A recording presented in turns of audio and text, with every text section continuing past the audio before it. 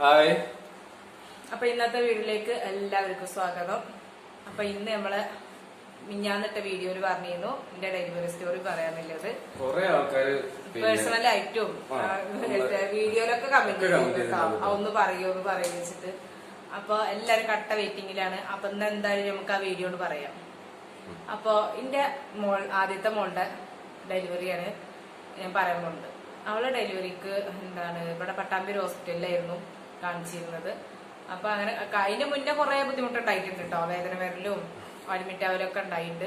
അത് പിന്നെ പറയാം. എന്നിട്ട് അങ്ങനെ ഇവിടെ ഡെലിവറി ഒക്കെ കഴിഞ്ഞ് ഓപ്പറേഷൻ ആയിരുന്നൊക്കെ അങ്ങനെ ഓപ്പറേഷൻ ഒക്കെ കഴിഞ്ഞ് റൂമിലേക്ക് ആക്കിയിട്ട് ഭയങ്കര പനി സഹിക്കാൻ പറ്റാത്ത പനി കേട്ടോ. അങ്ങനെ മേലൊക്കെ ഇങ്ങോട്ട് ചീർത്ത് മുട്ടി, നീരെടുത്ത് മുട്ടി. അങ്ങനെ നീരെടുത്ത് മുട്ടി ഇതിന്റെ മേലിൽ നിന്നൊക്കെ ആരും തൊടാൻ സമയക്കല്ലേ ഞാൻ. എന്താ വെച്ചാൽ നമ്മളെ പിടിച്ച് എഴുന്നേൽപ്പിക്കണല്ലോ ഓപ്പറേഷൻ കഴിഞ്ഞാല്. അതിനൊന്നും പറ്റണില്ല, ഭയങ്കര വേദന. അങ്ങനെ ഡോക്ടർ വന്ന ഡോക്ടറോട് ചോദിച്ചേക്ക് ഡോക്ടർ പറഞ്ഞു അത് ഓപ്പറേഷൻ കഴിഞ്ഞതിന്റെയാണ്, അത് കുഴപ്പമില്ല പറഞ്ഞു. അങ്ങനെ ഗുളികൊക്കെ തന്നു, പാരസിറ്റമോൾ ഗുളികൊക്കെ തന്നു, കുടിച്ചു. പിന്നെ പനി നിൽക്കണില്ല. അപ്പൊ ഡോക്ടർ പറഞ്ഞാൽ കുഴപ്പമില്ല, പാലിറങ്ങാനുള്ള പനിയാണ്, അത് പേടിക്കാനൊന്നുമില്ല പറഞ്ഞു. അങ്ങനെ ഈ പാരസിറ്റമോൾ ഗുളിക ഇങ്ങനെ കുടിക്കന്നെ.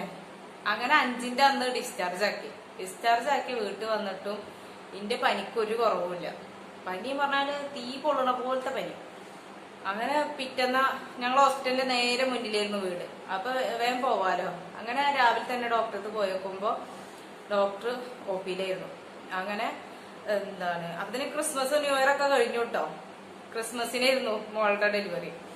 അങ്ങനെ ഡോക്ടർ OPയിലാണ് പറഞ്ഞു, വെയിറ്റ് ചെയ്യാൻ പറഞ്ഞു. പക്ഷെ എനിക്ക് പനിയുടെ കടുപ്പം കൊണ്ട് തല ചുറ്റിയിട്ട് ഞാൻ വീണു. അവിടെ തല ചുറ്റി വീണേക്ക് കാഷ്വാലിറ്റി കൊണ്ടുപോയി കടത്തി. ഡോക്ടർ വന്ന് ചെക്ക് ചെയ്ത് നോക്കി. അപ്പൊ ഓപ്പറേഷൻ കഴിഞ്ഞ 6 ദിവസമായിട്ടുള്ളൂ കേട്ടോ. അപ്പൊ ഈ പച്ച വയറല്ല, ഓപ്പറേഷൻ കഴിഞ്ഞ അധികം ആയിട്ട് ഉണങ്ങിയിട്ടൊന്നുമില്ലല്ലോ സ്റ്റിച്ചൊന്നും. ഡോക്ടർ ഇങ്ങനെ പിടിച്ച് അമർത്തുന്നുണ്ട്. എന്താ സംഭവിച്ചാൽ ഗ്യാസ് കയറിയ മാതിരി ഇങ്ങോട്ട് വയറിങ്ങോട്ട് ചീർത്തു. വയറിങ്ങോട്ട് ചീർത്ത് മുട്ടിയിട്ട് ഗ്യാസാണ് കാരണം ഡോക്ടർ. ഗ്യാസാണെന്ന് പറഞ്ഞ ഡോക്ടർ ഇങ്ങനെ അമർത്തുമ്പോ വേദനയോട് സഹിക്കാൻ വയ്യ. അപ്പൊ ഞാൻ പറഞ്ഞു നല്ല വേദന ഉണ്ട് ഡോക്ടർ പറഞ്ഞു. അപ്പൊ ഡോക്ടർ പറഞ്ഞു ഗ്യാസിന്റെ ഗുളിക തരാറുണ്ട്. ഗ്യാസിന്റെ ഗുളിക തന്നു. എന്നിട്ടും മാറുന്നില്ല. അപ്പൊ ഡോക്ടർ ഒന്ന് ഇവിടെ എന്തായാലും അഡ്മിറ്റ് ആയിക്കോ. അങ്ങനെ അവിടെ കടന്ന് രാത്രി ആയപ്പോ ശ്വാസം കിട്ടണില്ല. നിങ്ങളപ്പോ ആ സമയത്തൊക്കെ ഉണ്ടായിരുന്നില്ലേ? ഞാൻ അവിടുന്ന് പിന്നെ ശ്വാസം കിട്ടില്ല വെച്ചാലും പോരാ. അങ്ങനെ ശ്വാസം കിട്ടായി. അപ്പൊ അവിടുത്തെ വേറെ ഡോക്ടർ പറഞ്ഞു നിങ്ങള് സേവനെ കൊണ്ടുപോയിക്കോളിയും പറഞ്ഞു. അങ്ങനെ സേവനെ കൊണ്ടുപോയിട്ട. സേവനെ കൊണ്ടുപോയപ്പോ അവിടെ മറ്റേ സ്കാനിങ്ങിന്റെ പേര് ഫുള്ള് ബോഡി MRI സ്കാനിങ് എടുത്താല് ഇതെന്താ സംഭവം എന്ന് അറിയാം. അപ്പൊ അതൊന്നും എടുക്കാറുണ്ട്. അപ്പൊ അവിടെ ചെന്നപ്പോ എനിക്ക് ബ്ലഡ് കമ്മിയായിട്ട് 2 കുപ്പി ബ്ലഡ് ഒക്കെ ബ്ലഡ് ചെക്ക് ചെയ്തപ്പോൾ ബ്ലഡ് കുറവാണെന്ന് പറഞ്ഞു. നല്ല റെയർ ഗ്രൂപ്പാണ്. കാരണം അവൻ നെഗറ്റീവാ, കിട്ടാൻ നല്ല ബുദ്ധിമുട്ടാണ്. അപ്പൊ നമ്മളൊരു പെങ്ങളെ മോനുണ്ടായിരുന്നു, പാർട്ടിയിലൊക്കെ സജീവമായിട്ടുള്ള ആളാണ്. അപ്പൊ അവന്റെ കെയർ ഓഫിൽ അങ്ങനെ ബ്ലഡ് അവനെ തന്നു. പിന്നെ അവന്റെ ഫ്രണ്ട്സിലൊക്കെ എല്ലാവരും റെഡി ആയിട്ട് നിൽക്കായിരുന്നു. കുറച്ച് ആൾക്കാരെ സംഘടിപ്പിച്ചു. കാരണം 4-5 കുപ്പിയാണെന്നൊക്കെ പറഞ്ഞപ്പോ അങ്ങനെ അവിടുന്ന് പനി നിൽക്കില്ല. കാരണം ഏത് മരുന്ന് കൊടുത്താലും പനി നിൽക്കില്ല. പിന്നെ അവൾക്ക് ശ്വാസമുട്ടലായി. ശ്വാസമുട്ടൽ ഒന്നുകൂടി ഒരു മാസ്ക് വെച്ച് നോക്കുമ്പോ നമുക്ക് ആകെ വെപ്രാളായി. പിന്നെ ഇപ്പൊ എന്താ ചെയ്യേണ്ടതെന്നുള്ളൊരു ആ ഒരു വേജാറിലായി. കാരണം ഡോക്ടർമാരൊക്കെ പറയുന്നുണ്ട് ഇങ്ങനെ പനി നിൽക്കില്ല, അതാണ് ഇപ്പൊ നമ്മളെ മെയിൻ പ്രോബ്ലം. പിന്നെ ശ്വാസമുട്ടലും കൂടി വന്നു കഴിഞ്ഞാൽ പിന്നെ അത് പ്രശ്നമാവുന്നൊക്കെ പറഞ്ഞ കാരണം പിന്നെ അവരെന്നെ പറഞ്ഞു തൃശ്ശൂർ കൊണ്ടുപോയിക്കോളി. അപ്പൊ തൃശ്ശൂർ ജൂബിലി അങ്ങനെ അവിടുന്ന് പുലർച്ചെ ജൂബിലിക്കുണ്ട് അല്ലെ. അന്ന് രാത്രി അവിടെ കടന്നു ബ്ലഡൊക്കെ കയറ്റി MRI സ്കാനിങ് എടുത്ത് നോക്കുമ്പോ അവിടുത്തെ രാജ്മോഹൻ ഡോക്ടർ പറഞ്ഞ ഡോക്ടറുണ്ട്, എല്ലാവർക്കും അറിയുണ്ടാവും. ആ ഡോക്ടർ പറഞ്ഞു വയറിന്റെ ഉള്ളില് ഒരു സൈഡില് ബ്ലഡ് കട്ടായിട്ട് നിൽക്കുന്നുണ്ട് പറഞ്ഞു. അല്ലെ ബ്ലഡ് കട്ടായിട്ട് പറഞ്ഞു. എന്തോ കട്ടി പിടിച്ച് നിൽക്കുന്നുണ്ട്. അത് പഴുപ്പാണെന്നാ തോന്നുന്നത്. അതെന്താന്ന് ഞങ്ങൾക്ക് പറയാൻ മനസ്സിലാവണില്ല. അതുകൊണ്ട് ഞങ്ങൾ ഇവിടുന്ന് ചെയ്യണമെങ്കിൽ ഇവിടുന്ന് ചെയ്യാം. അതല്ലേ നിങ്ങള് ഒന്നുകൂടി ബെറ്റർ ഹോസ്പിറ്റലിലേക്ക് കൊണ്ടുപോയി ഡോക്ടർ വിട്ട് പറഞ്ഞു. ഡോക്ടർ വിട്ട് പറഞ്ഞു. അപ്പൊ പിന്നെ നമുക്ക് ധൈര്യം ഇല്ലാണ്ടായിട്ടോ അവിടെ തന്നെ സേന ഹോസ്പിറ്റലിന്റെ ഒരു ആംബുലൻസ് ഞങ്ങൾ സംഘടിപ്പിച്ച് നേരെ തൃശ്ശൂർ പോയി. ജൂബിലിക്ക് പുലർച്ചേട്ടാ പോയത്. അപ്പൊ അങ്ങനെ ആംബുലൻസിൽ നേരെ ജൂബിലിക്ക്. പക്ഷെ ആ സമയത്ത് നിക്കൊന്നും ഓർമ്മയില്ല കേട്ടോ. ഓക്സിജനൊക്കെ വെച്ച് പകുതി ലെവലായിക്കൂടി ഞാൻ. അങ്ങനെ അവിടെ എത്തി. അങ്ങനെ നേരെ ഐസിയുലേക്ക് കയറ്റി. അവിടുന്ന് ഇക്ക് ഓർമ്മ വന്നിക്കണത് ഞാന് ജൂബിലിയിൽ എത്തിന്നൊക്കെ ഓർമ്മ വന്നിക്കണത് 4-5 ദിവസം കഴിഞ്ഞിട്ടാണ്. ഞാൻ വേറെ ഹോസ്പിറ്റലിലാണ് ഉള്ളത്. അവിടെ എത്തി ഐസിയുന്റെ ഉള്ളിൽ എത്തിയിട്ട് ഞാൻ ഓർമ്മ വന്ന് ഞാൻ കണ്ണൊക്കെ തുറന്ന് നോക്കുമ്പോ 4 കുറെ അപ്പുറം ഇപ്പുറമൊക്കെ വലിയ ഐശ്വര്യമായിരുന്നു കയറ്റിയത്. അപ്പുറം ഇപ്പുറമൊക്കെ ഇവർക്ക് ഓർമ്മയില്ലാത്ത സംഘങ്ങളിലെ കാര്യങ്ങൾ ഞാൻ പറഞ്ഞുതരാം. അങ്ങനെ പിന്നെ തൃശ്ശൂര് കാഷ്വാലിറ്റിയിൽ കൊണ്ടുപോയിട്ട് അവിടെ പിന്നെ കാഷ്വാലിറ്റിയിലുള്ള ഡോക്ടേഴ്സ് ചെക്ക് ചെയ്തിട്ട് പറഞ്ഞു പനിയുണ്ട്, പനി നല്ല കൂടുതലാണ്, ഇനിയിപ്പോ എന്തൊക്കെ സംഭവം നമുക്കറിയില്ല, അപ്പൊ ചെക്ക് ചെയ്ത് നോക്കി പറയാന്ന് പറഞ്ഞിട്ട് അവര് അപ്പം തന്നെ ചെക്ക് ചെയ്ത് നോക്കിയിട്ട് മൊത്തം നോക്കിയിട്ട് പറഞ്ഞ് പിന്നെ എക്സ്റേ ഒക്കെ എടുത്ത് പെട്ടെന്ന് എക്സ്റേ എടുത്ത് നോക്കിയിട്ട് പറഞ്ഞ് പിന്നെ ലെൻസിന് ബാധിച്ചിട്ടുണ്ട് പനി. അപ്പൊ ന്യൂമോണിയ ആയിക്കണമെന്ന് സംശയമുണ്ട്. അപ്പോ എന്തായാലും നമുക്ക് ICUയിൽ കയറ്റാം. ICUയിൽ കയറ്റിയിട്ട് നമുക്ക് ഡോക്ടർ നാളെ നല്ല ഡോക്ടർമാർക്ക് നാളെ എത്തുള്ളൂ. ഇതിന്റെ സ്പെഷ്യലിസ്റ്റ് ഡോക്ടർമാർക്ക് നാളെ ഞായറാഴ്ചയായിരുന്നു കേട്ടോ ഞങ്ങൾ അവിടെ എത്തിയത്. അപ്പൊ അവര് വന്നിട്ട് ചെക്ക് ചെയ്യട്ടെ, അവര് വന്ന് ചെക്ക് ചെയ്ത് നോക്കട്ടെ. ഗൈനക്കോളജിസ്റ്റും അതുപോലെ ജനറൽ മെഡിസിൻ ഡോക്ടറും എല്ലാരും വന്ന് ചെക്ക് ചെയ്ത് നോക്കിയിട്ട് കറക്റ്റായിട്ട് ഡീറ്റെയിൽസ് പറയുന്നു പറഞ്ഞു. അങ്ങനെ നേരെ നമ്മളെ ICUയിൽ കയറ്റി. ICUയിൽ കയറ്റിയിട്ട് പിന്നെ ICUത്തെ അവസ്ഥ കയറ്റി കഴിഞ്ഞുള്ള അവസ്ഥ നമ്മൾ പുറത്ത് പിന്നെ ഇവിടെ മുന്നിയും പിന്നെ വല്യമ്മ വല്യമ്മനെ കൊണ്ടുവന്ന് കുട്ടി ഉണ്ടായിരുന്നു കേട്ടോ, കുട്ടീനെ കൊണ്ടുവന്നിരുന്നു. അപ്പൊ കുട്ടീനെ അവിടെ നിർത്താൻ പറ്റില്ല എന്ന് പറഞ്ഞ കാരണം പിന്നെ അങ്ങോട്ട് തിരിച്ചു കൊണ്ടുപോയി. 6 ദിവസമായിട്ടുള്ളൂ കേട്ടോ. അങ്ങനെ കുട്ടീനെ നേരെ ഇങ്ങോട്ട് കൊടുന്ന് ഇവരെ പെങ്ങന്മാരൊക്കെയാണ് നോക്കിയിരുന്നത്. അങ്ങനെ ICUന്റെ ഉള്ളിൽ കയറ്റി 4-5 ദിവസം കഴിഞ്ഞ് അങ്ങനെ ICUന്റെ അവിടെ പിന്നെ പുരുഷന്മാർക്കൊന്നും അധികം, കാരണം കുറച്ച് ദിവസം അവിടെ നിൽക്കണ്ടാവല്ലോ. അപ്പൊ പുരുഷന്മാർക്ക് നിൽക്കാൻ പറ്റില്ല എന്ന് കാരണം പിന്നെ ഞാൻ പിന്നെ ആണുങ്ങൾക്കൊക്കെ വേറെ ഭാഗത്ത് പോയി കിടക്കാന്ന് പറഞ്ഞ കാരണം പിന്നെ രാത്രി വേറൊരു ഏരിയ ഉണ്ടായിരുന്നു. പിന്നെ എന്റെ ഫ്രണ്ടില് ടോക്കൺ ബുക്ക് ചെയ്യുന്ന ഒരു ഭാഗമുണ്ട്, ചെയറിലൊക്കെ നിരത്തിട്ടുണ്ട്. അപ്പൊ അവിടെ ഒരു പേപ്പർ വെച്ചിട്ട് വേണം കിടക്കാൻ. അപ്പൊ ഞാന് നമുക്ക് ആദ്യമായിട്ട് അങ്ങനെ ഒരു അവസ്ഥ വരുന്നത്, കാരണം പിന്നെ ആദ്യമായിട്ടാണല്ലോ ഈ ഹോസ്പിറ്റലോ എന്നപ്പെട്ടുള്ള സംഭവം, അത്രയും ഒക്കെ ആയിട്ടുള്ള സംഭവങ്ങളിലാണ്. അങ്ങനെ പേപ്പറൊക്കെ സംഘടിപ്പിച്ച് അങ്ങനെ ഒടുക്കത്തെ കിടന്നുറങ്ങാൻ പറ്റുമോ? പിന്നെ എപ്പോഴാണെങ്കിൽ ഹോസ്പിറ്റല് പിന്നെ അപ്പൊ നമുക്ക് അവിടെ നിൽക്കാൻ പറ്റാത്ത കാരണം കൂടെ പോകുന്നതാണ്. ICUന്റെ ഫ്രണ്ട് നിൽക്കാൻ പറ്റാത്ത കാരണം കൂടെ പോകുന്നതാണ്. എന്നിട്ട് അങ്ങനെ 5-6 ദിവസങ്ങൾ ICUല് നോക്കിയത്. പിന്നെ സെറിയൻ ഡോക്ടർ ആട്ടോ, ഫസ്റ്റ് സെറിയൻ ഡോക്ടർ അത് നോക്കി. അപ്പൊ ഡോക്ടർ പറഞ്ഞു ഇത് നമുക്ക് സർജന്റെ ഡോക്ടറെ ഏൽപ്പിക്കാറുണ്ട്. അങ്ങനെ സർജന്റെ ഡോക്ടർ വന്നിട്ട് പിന്നെ അവിടുത്തെ ഏറ്റവും വലിയ ചെക്ക് ചെയ്ത് നോക്കിയിട്ട് പറഞ്ഞു പിന്നെ ഇത് വയറിനകത്ത് പഴുപ്പ് നിൽക്കുന്നുണ്ട്, കട്ടായിട്ട് നിൽക്കുന്നുണ്ട് പഴുപ്പ്. അപ്പൊ അത് നമുക്കൊരു പിന്നെ ഒരു ആന്റിബയോട്ടിക് എടുത്തു കഴിഞ്ഞാല് ചെലവ് വരുന്ന ആന്റിബയോട്ടിക് ആണ്. കാരണം ഈ പഴുപ്പ് പോയി കഴിഞ്ഞാൽ പനിയുടെ താഴത്തേക്ക് വരുള്ളൂ, പനി കുറഞ്ഞിട്ടുള്ളൂ. അപ്പോ പിന്നെ ഈ ആന്റിബയോട്ടിക് അത്യാവശ്യം റേറ്റ് ഉണ്ട്. ഒരു ഇഞ്ചക്ഷൻ എന്താ 12,000 അങ്ങനത്തെ വില വരുന്നുണ്ട്. അങ്ങനത്തെ ഇഞ്ചക്ഷൻ ഒരു 3 ദിവസം എടുക്കാം നമുക്ക്. കാരണം രാവിലെ വൈകിട്ടായിട്ട് ഒരു ദിവസം 2 ഇഞ്ചക്ഷൻ, രാവിലെ വൈകിട്ട് 12,000 രൂപയുടെ ഇഞ്ചക്ഷൻ 3 ദിവസം. അങ്ങനെ ഈ ഇഞ്ചക്ഷൻ പിന്നെ 3 ദിവസം എടുത്തു. 3 ദിവസം എടുത്തിട്ട് പിന്നെ നമ്മളങ്ങനെ മാറ്റിയില്ലേ, റൂമിലോട്ട് മാറ്റിയില്ലേ. ICUന്ന് ഇവിടെ പനി കുറച്ച് കുറഞ്ഞപ്പോ ഞങ്ങളാണ് മാറ്റി. പിന്നെ ഇവൾക്ക് ഡോളോ മാത്രമേ കൊടുത്തേന്നുള്ളൂ. പിന്നെ ഇനിയൊരു എക്സ്റേ കൂടി ഉണ്ട്, കഴിഞ്ഞിട്ട് ഡീറ്റെയിൽ ആയിട്ട് കാര്യം പറയാന്ന് പറഞ്ഞിട്ട് ഞങ്ങളിങ്ങനെ ഇരിക്കുന്ന റൂമില്. അപ്പോഴാണ് പിന്നെ അവിടുത്തെ പിന്നെ അങ്ങനെ പെട്ടെന്നാണ് മറ്റേ എക്സ്റേ റിപ്പോർട്ട് കിട്ടിയിട്ട് സെനിയർ ഡോക്ടർ വന്നിട്ട് പിന്നെ ഞങ്ങളോട് പറഞ്ഞത് പിന്നെ പഴുപ്പ് ഒട്ടും കുറഞ്ഞിട്ടില്ല, മാത്രമല്ല അത് കൂടുതലുള്ള ഉറപ്പ് ചെയ്തിരുന്നു. അപ്പൊ അത് പിന്നെ അവരുടെ ഭാഷയിൽ കീറാന്നാ പറയാ, കീറിയിട്ട് എടുക്കണം. നമ്മളൊക്കെ പിന്നെ ഓപ്പറേഷൻ എടുക്കാന്നൊക്കെ പറയാം, അവര് കീറി എടുക്കണം എന്നറിയാം. കീറി എടുക്കണം, അത് വലിയൊരു ഓപ്പറേഷനാണ്. കാരണം വെച്ചാൽ അത്യാവശ്യം ടൈം എടുക്കും ആ സംഭവം. അപ്പൊ വലിയൊരു ഓപ്പറേഷൻ തന്നെയാണ്. അപ്പൊ എല്ലാരും പ്രാർത്ഥിക്കാന്നൊക്കെ പറഞ്ഞപ്പോ തന്നെ നമ്മള് കയ്യിൽ പോയി. പക്ഷെ ഇതൊന്നും എന്നോട് പറഞ്ഞിട്ടില്ല കേട്ടോ, എന്താ സംഭവം എന്നോട് പറഞ്ഞിട്ടില്ല. എന്നോട് എന്തെന്നാ പറഞ്ഞത്, ചെറിയ എന്തോരോ മുറിവുണ്ടെന്നോ അങ്ങനെ എന്തൊക്കെ എന്നോട് പറഞ്ഞൊക്കെ ഓർമ്മല്ലോ. ഞാൻ അതൊന്നും അറിഞ്ഞിട്ടില്ല. അങ്ങനെ ലാസ്റ്റ് കുട്ടീനെ കൊടുന്ന് കാണിച്ചു കൊടുക്കാൻ പറഞ്ഞിട്ടോ ഡോക്ടർ. എന്തൊക്കെ ഉദ്ദേശിച്ചിട്ടാണ് ഡോക്ടർ കുട്ടീനെ കൊണ്ട് കാണിച്ചു കൊടുക്കുക, കുട്ടിക്ക് പാല് കൊടുക്കണം എന്നൊക്കെ പറഞ്ഞ് കുട്ടീനെ കൊടുന്ന് പാലൊക്കെ കൊടുത്ത്. കുട്ടീനെ ഇവിടെ നിർത്താൻ പറ്റില്ലല്ലോ, എന്താ വെച്ചാൽ ഓപ്പറേഷത്തിന് കൊണ്ടുപോകല്ലേ. അങ്ങനെ വീണ്ടും കുട്ടീനെ പട്ടാമ്പിക്കാന് കൊടുന്നു കേട്ടോ. അങ്ങനെ വീണ്ടും ഞാൻ ICUന്റെ ഉള്ളിൽ തന്നെ അങ്ങനെ പിന്നെ ഓപ്പറേഷൻ ചെയ്യാൻ വേണ്ടിട്ട് അവിടെ കൊണ്ടുപോയി ഓപ്പറേഷൻ ചെയ്യുന്ന ആ പിന്നെ അഡ്മിറ്റ് ചെയ്യുന്ന ആൾക്കാർക്ക് വേറെ സെക്ഷൻ ഉണ്ട്. അപ്പൊ അവിടെ കിടക്കുക. അപ്പോഴും പിന്നെ ഞാൻ വീണ്ടും പുറത്തോട്ട് പഴയ സ്ഥലത്തേക്ക് ഞാൻ പോയി അവിടെ കിടക്കാൻ. ഇപ്പോഴും പിന്നെ ഉമ്മയും വലിയമ്മയും കൂടിയിട്ട് അവിടെ അങ്ങനെ ഓപ്പറേഷൻ ചെയ്തു. അതായത് 3 മണിക്കൂർ 3.5 മണിക്കൂറോളം 3.5 മണിക്കൂർ എടുത്തു ആ ഓപ്പറേഷൻ കഴിഞ്ഞു കിട്ടാൻ വേണ്ടിട്ട്. കാരണം വെച്ചാൽ അതിന്റെ ഡീറ്റെയിൽ ഡോക്ടർ എന്താ പറഞ്ഞു വെച്ച് കഴിഞ്ഞാല് പിന്നെ ഇവിടെ പിന്നെ ഈ സിസേറിയൻ ചെയ്ത സമയത്ത് വയറിനുള്ളിലേക്ക് പഴുപ്പ് ഇറങ്ങിക്കാണ്, ബ്ലഡ് ഇറങ്ങിയിട്ട് പിന്നെ അത് കട്ടയിക്കുക. കത്തി തട്ടിക്കുന്നു കുടലിന് കത്തി തട്ടിക്കുന്നു. അങ്ങനെ ബ്ലഡ് ഇറങ്ങിയിട്ട് അത് കട്ടയിക്കുക. അത് പിന്നെ അങ്ങനെ പഴുപ്പായിട്ട് അതങ്ങോട്ട് അവിടെ ഉറച്ചിക്കുക. അപ്പൊ അത് കുടലിനൊക്കെ ബാധിച്ചു. കുടലൊക്കെ ആകെ എല്ലാ കുടലുമേക്കും ഒട്ടിക്കണം. അപ്പൊ അത് ടൈം എടുക്കാന്ന് പറഞ്ഞു കഴിഞ്ഞാൽ ഈ പഴുപ്പ് പിടിച്ച ആ ഭാഗം ഓരോ പിന്നെ ഇതിന്നൊന്നും ഇങ്ങനെ കട്ട് ചെയ്ത് എടുക്കണം സാറേ. അതാണ് ഇത്രയും ടൈം എടുക്കണം. ഡോക്ടറിനെ ആകെ ഓപ്പറേഷൻ ഡോക്ടറിനെ ഡോക്ടറിനോട് കുഴഞ്ഞില്ല. കാരണം ഇതിങ്ങനെ ഒരുപാട്, കാരണം നമ്മള് വയറിനകത്ത് കുടൽ ഒരുപാട് കുടലുകളാണ്. അപ്പൊ ഡോക്ടർ എന്റെ ഇത്രയും വലിയൊരു എക്സ്പീരിയൻസിൽ ഞാൻ ആദ്യമായിട്ട് ഇത്ര വലിയൊരു ഓപ്പറേഷൻ ഞാൻ ചെയ്യുന്നത്.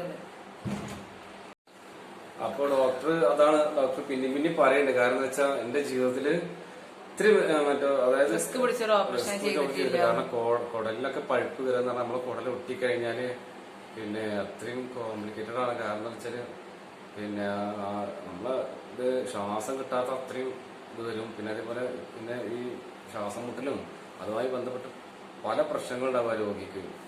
അപ്പൊ അത്രയും ബുദ്ധിമുട്ടുള്ള ഒരു സംഭവമാണ് ഡോക്ടർ ചെയ്തിരുന്നത്. അങ്ങനെ ഡോക്ടർ ഇത് കഴിഞ്ഞിട്ട് പറഞ്ഞു പിന്നെ ഇനിയിപ്പോ ഈ വേറൊരു ഓപ്പറേഷൻ ചെയ്ത് കഴിഞ്ഞാൽ വേറെ ICUയിലോട്ട് മാറ്റും. പിന്നെ അങ്ങനെ അതിൽ മാറ്റി അതില് 2 ദിവസം കിടന്നു. അതിൽ 2 ദിവസം കിടത്തി ഇവിടെ. അത് കഴിഞ്ഞിട്ട് പിന്നെ നോർമലി വേറെ ICU ഉണ്ട്. അല്ല, ഓപ്പറേഷൻ ചെയ്ത കാര്യങ്ങളൊന്നും പറയണ്ടേ. ഓപ്പറേഷൻ ചെയ്യണതിന് മുന്നേ അവര് 2 ട്യൂബ് ഇട്ടിരുന്നു കേട്ടോ. ഈ വയറിന്റെ 2 സൈഡിലും നമ്മള് കേബിളിന്റെ ഒക്കെ ഒരു വയറില്ലേ, ആ വയറിന്റെ ഒക്കെ ഒരു വണ്ണത്തിലുള്ള ട്യൂബ് ഇട്ടു. അതെന്തിനാ വെച്ചാല് ഈ പഴുപ്പ് ട്യൂബിൽ കൂടെ പോരുകയാണെച്ചാല് ഓപ്പറേഷൻ ചെയ്യണ്ടെന്ന് വിചാരിച്ചിട്ടാണ് അവരെ ട്യൂബ് ഇട്ടത്. പക്ഷെ അത് ഇട്ടതൊന്നും കാര്യം ഉണ്ടായില്ല. എന്താ വെച്ചാൽ ഇതൊക്കെ കട്ടായി നിൽക്കല്ലേ, അപ്പൊ അതിൽ കൂടെ പോരുന്നില്ല. അങ്ങനെ അവര് ചെറിയൊരു അനസ്തേഷനാണ് തന്നിട്ടുണ്ടായിരുന്നത്, ഈ ട്യൂബ് ഒരു അനസ്തേഷൻ. അങ്ങനത്തെ അവര് ആ ഒരു അനസ്തേഷനിലാണ് ഓപ്പറേഷൻ കഴിച്ചത്. അപ്പൊ ഡോക്ടർക്ക് തന്നെ പേടിയാവുന്നുണ്ട്. എന്താ വെച്ചാ എങ്ങാനൊക്കെ ഓപ്പറേഷത്തിന്റെ ഇടയില് ഓർമ്മ വന്നു കഴിഞ്ഞാല് പിന്നെ ഒരു രക്ഷയില്ലല്ലോ. അങ്ങനെ അവർ അത്രയും റിസ്ക് എടുത്തിട്ടാണ് അവര് ഓപ്പറേഷൻ ചെയ്തത് കേട്ടോ. അങ്ങനെ ഓപ്പറേഷൻ ചെയ്തിട്ട് ഡോക്ടർ പറഞ്ഞിരുന്നു ഇനിയും കുറച്ചും കൂടി പഴുപ്പ് അവിടെ നിൽക്കുന്നുണ്ട്, ഞങ്ങൾക്ക് മുഴുവൻ ക്ലിയർ ആക്കാം, നമുക്ക് ടൈം കിട്ടിയില്ല, അതുകൊണ്ട് അത് മരുന്ന് വെച്ചിട്ട് സെറ്റ് ചെയ്യാന്ന് പറയില്ല, അങ്ങനെ വച്ചിരിക്കാണ്. അതുകൊണ്ട് ഇനിയും അത് വരാൻ സാധ്യത ഉണ്ട്. അതുകൊണ്ട് 5 വർഷത്തിന്റെ ഉള്ളില് ആ പഴുപ്പ് ഇനിയും വരാൻ സാധ്യത ഉണ്ട് പറഞ്ഞു. അങ്ങനെയാണ് ആ ഓപ്പറേഷൻ കഴിഞ്ഞത് കേട്ടോ. ഓപ്പറേഷൻ കഴിഞ്ഞ് പിന്നെ രണ്ടാമത്തെ ICUക്കാക്കി മറ്റേ ക്രിട്ടിക്കൽ ICU കഴിഞ്ഞ പിന്നെ നോർമലി ഒരു ICU ഉണ്ട്, അതിനകത്താക്കി. അവിടുന്ന് പിന്നെ കുറച്ച് ദിവസം കഴിഞ്ഞേക്ക് പിന്നെ ഞങ്ങള് ഈ റൂമിലേക്കാക്കി. റൂമില് പിന്നെ ഏകദേശം ഒരു 10-15 ദിവസം കിടന്നുണ്ടാവും അല്ലെ, 15 ദിവസം. റൂമിലേക്കാക്കണ ഭയങ്കര വിറ്റാട്ടോ. ICUന്റെ ഉള്ളിൽ നിന്ന് പോരുമ്പോ ഇതിന്റെ 2 സൈഡിലും ഓരോ ട്യൂബ്, ആ ട്യൂബിന് ഓരോ കവറ്, മൂത്രത്തിലൊരു ട്യൂബ്. ആദ്യത്തെ സിസേറിയൻ കഴിഞ്ഞത് 1, അതിന്റെ നടുവ് കൂടെ നമ്മളെ പുതിയ ഓപ്പറേഷൻ കഴിഞ്ഞത്. അങ്ങനെ ആകെ മൊത്തം എന്നെ കീറിപ്പൊളിച്ചിരിക്കുന്നു. അങ്ങനെ റൂമിലേക്കാക്കി കരങ്ങാൻ പറ്റണില്ല കേട്ടോ. എന്താ വെച്ചാ ഇങ്ങോട്ട് ചേരിയാനും പറ്റില്ല, അങ്ങോട്ട് ചേരിയാനും പറ്റില്ല. അങ്ങനത്തെ ഒരു അവസ്ഥ. വെറുതെ ഇങ്ങനെ മലർന്ന് ഇങ്ങനെ കിടക്കുക, അങ്ങനത്തെ ഒരു അവസ്ഥ. അങ്ങനെ റൂമിലേക്കാക്കണതിന്റെ മുന്നേ തന്നെ മൂക്കിൽ കൂടി ട്യൂബ് ഇട്ടിരുന്നു. മൂക്കിൽ കൂടെ ട്യൂബ് എടുക്കാറിഞ്ഞാല് നമ്മളെ വയറിന്റെ ഉള്ളത്തെ വേസ്റ്റ് ആയിട്ടുള്ള ബന്ധപ്പെട്ടിട്ടുള്ള സംഭവങ്ങളൊക്കെ കളയാൻ വേണ്ടിയിട്ട് മൂക്കിൽ കൂടി ട്യൂബ് ഇട്ടിരുന്നു. അങ്ങനെ ആകെ മൊത്തം ട്യൂബിലായിരുന്നു ഞാൻ. ഓർമ്മ വന്നു നോക്കുമ്പോ പിന്നെ ആ റൂമിലേക്ക് കൊടുത്തിട്ട് നമ്മളെ കണ്ട കഴിഞ്ഞാൽ നമുക്ക് ആർക്കൊരു വല്ലാത്തൊരു ഇതായിരിക്കും. 3 ദിവസം കഴിഞ്ഞിട്ടാണ് എനിക്ക് വെള്ളം തന്നത്.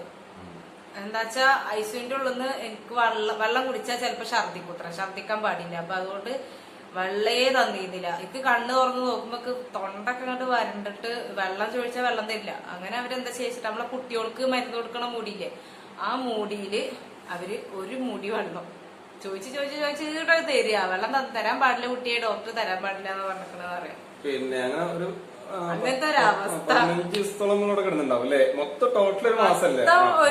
ഒരു മാസത്തിന്റെ മേലെ, 1.5 മാസത്തോളം അവിടെ കിടന്നുണ്ട്. റൂമില് എത്തിയതിനു ശേഷം പിന്നെ ഒരു 10-15 ദിവസം കിടന്നുണ്ടാവുന്നതാണ് എന്റെ ഓർമ്മ. റൂമിൽ തന്നെ 10-15 ദിവസം കിടന്നുക്കണേ.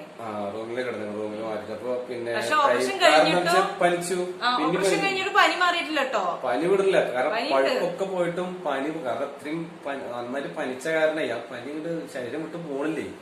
അപ്പൊ അങ്ങനെ മൂന്ന് നേരം പാരാസിറ്റമോൾ വെച്ച് കുടിക്കുകയാണ്. കാരണം പിന്നെ പനി വരുന്നുണ്ട് എന്ന് പറഞ്ഞു കഴിഞ്ഞാൽ അപ്പൊ നനച്ച് നനക്കാന്ന് പറഞ്ഞിട്ടുണ്ടെങ്കിൽ പനി വന്ന് നനക്കണത് ഞാൻ ICUല് കടന്നിട്ടില്ല, നനക്കലാണ്. ഐസും കട്ടല്ലേ, ഐസും കട്ടണ് കൊണ്ടുപോകും സിസ്റ്റർമാര്. ആ ഐസും കട്ടണ് കൊടുത്തിട്ട് അതിലിങ്ങോട്ട് നല്ല കട്ടിയില്ലൊരു പനി വെക്കും. എന്നിട്ട് അത് നമ്മളെ മേലിങ്ങനെ നനച്ചു കൊടുക്കും. നമുക്കാണെച്ചാലോ പനിക്കുമ്പോ നമ്മളെ മേലിൽ തുള്ളി വെള്ളം തട്ടി കഴിഞ്ഞാൽ ഭയങ്കര ബുദ്ധിമുട്ടല്ലേ. പക്ഷെ അവര് അത് നോക്കൂല, നമ്മളെ കാര്യങ്ങൾ നോക്കൂല. അവര് വന്നിങ്ങനെ നനച്ച് തുടച്ചിങ്ങനെ പോകും. അങ്ങനത്തെ ഒരു അവസ്ഥ ICUവിന്റെ ഉള്ളിൽ കടന്നിട്ട്. അതിന്റെ പുറമെ പാലിറങ്ങിയിട്ട് ആ ബുദ്ധിമുട്ട് വേറെയും. കുട്ടി ഇവിടെ അല്ലേ, അയ്യോ ആലേക്കാൻ വയ്യ അവസ്ഥ ഒന്നും. അങ്ങനെ പിന്നെ കുറെ കഴിഞ്ഞപ്പോ, അതായത് അവിടെ ഒരു 14 ദിവസം ആയപ്പോൾ ഞാൻ ഡോക്ടറോട് പിന്നെ പറയാൻ തുടങ്ങി, ഡോക്ടറെ പിന്നെ ദിവസം നല്ല റെന്റാണ് അവിടെ, ഭയങ്കര ബുദ്ധിമുട്ടാണ്. അപ്പൊ ഞങ്ങൾക്കത് പിന്നെ താങ്ങില്ല. അപ്പൊ എന്തെങ്കിലും ചെയ്യുന്ന ഡോക്ടർ പറഞ്ഞു വെയിറ്റ് പനി ഒന്ന് കുറയുമ്പോ നമുക്ക് കൊണ്ടുപോകാറ്. അങ്ങനെ പനി കുറച്ച് കുറഞ്ഞു വന്നപ്പോ ഞാൻ ഡോക്ടറോട് പറഞ്ഞു, ഇപ്പൊ ഈ ഹോസ്പിറ്റലിൽ ഒരു പിന്നെ ഈ ഒരു അന്തരീക്ഷത്തിൽ കിടന്നിട്ട് ആയിരിക്കും ചിലപ്പോൾ പനിക്കണ്ട. അപ്പൊ ഞങ്ങളൊന്ന് അവിടെ കൊണ്ടുപോയിട്ട് ഇനിയിപ്പോ ചിലപ്പോ പനി മാറിയെങ്കിലും എന്ന് പറഞ്ഞിട്ട് ഞങ്ങൾ അവിടുന്ന് ഇതേമാതിരി പാരാസിറ്റമോള് കൊടുക്കാന്നൊക്കെ പറഞ്ഞിട്ട് അങ്ങനെ ഡോക്ടറോട് പറഞ്ഞിട്ട് അങ്ങനെ കൊണ്ടുപോകാൻ ചെയ്തത്.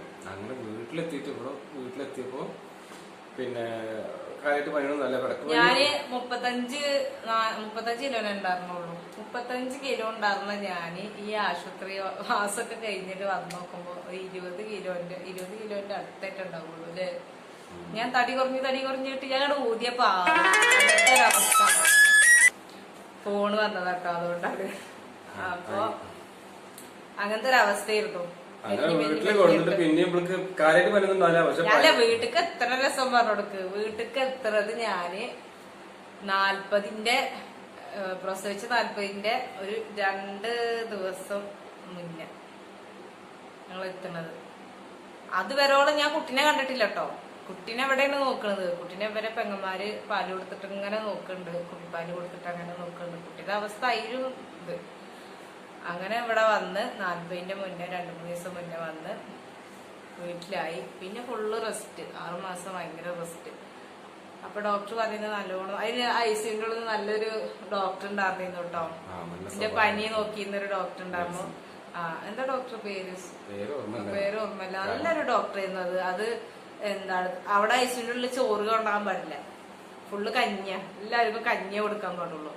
അപ്പൊ കഞ്ഞി കുടിച്ചിട്ട് മടുക്കല തുടങ്ങി. അപ്പൊ ഞാൻ ഡോക്ടറോട് ചോദിച്ചു, ഡോക്ടർക്ക് കുറച്ച് ചോറ് ഞാൻ കുറച്ച് ചോറ് കഴിക്കണം പറഞ്ഞു. അപ്പൊ ഡോക്ടർ പറഞ്ഞു, സിസ്റ്ററോട് പറഞ്ഞു അവരാരും കാണണ്ട, കുട്ടിക്ക് ചോറ് മേടിച്ചു കൊടുക്കുക പറഞ്ഞു. അങ്ങനെ ചോറ് മേടിച്ചിരുന്നു. ഞാനായിരുന്നു ICUവിന്റെ ഉള്ളിൽ ഏറ്റവും ചെറുത്. അത് കാരണം ഏത് മതാണെങ്കിലും അവര് വന്നിട്ട് പ്രാർത്ഥിക്കണത് സ്വീകരിക്കുക. കാരണം അങ്ങനെ ഞാൻ വിശ്വസിച്ചു കേട്ടോ. അങ്ങനെ അവരെ ക്രിസ്ത്യൻ മതമാണെങ്കിലും അവര് വന്നിട്ട് രാവിലെ 4:30 മണിക്ക് അവരെത്തും. 4:30 മണിക്ക് അവിടെ എത്തിയിട്ട് അവരാദ്യം പ്രാർത്ഥിക്കുക എന്റെ പേര് വിളിച്ചിട്ടാ, ഫസ്റ്റ് എന്റെ പേര് വിളിച്ചിട്ടാ പ്രാർത്ഥിക്കുക. എന്താ വെച്ചാൽ എന്റെ അപ്പുറം ഇപ്പുറമൊക്കെ വയസ്സായ ആൾക്കാരും ഒരുവിധം പ്രായമുള്ള ആൾക്കാരായിരുന്നു. പക്ഷെ അന്നത്തെ ആ ഒരു ICUവിന്റെ അടുത്ത ചെറുത് ഞാനായ കാരണം എന്റെ പേര് വിളിച്ച് ഇങ്ങനെ പ്രാർത്ഥിക്കും. പക്ഷെ അത് കേൾക്കുമ്പോ നമുക്കൊരു മനസ്സമാധാനം കേട്ടോ. എന്താ വെച്ചാൽ നമുക്ക് ആരും കാണാൻ പറ്റുന്നില്ലല്ലോ, ഇവരൊന്നും കാണാൻ പറ്റുന്നില്ല, നമ്മൾ ഒറ്റപ്പെട്ട് ഇങ്ങനെ കിടക്കില്ലേ അതിന്റെ ഉള്ളില്.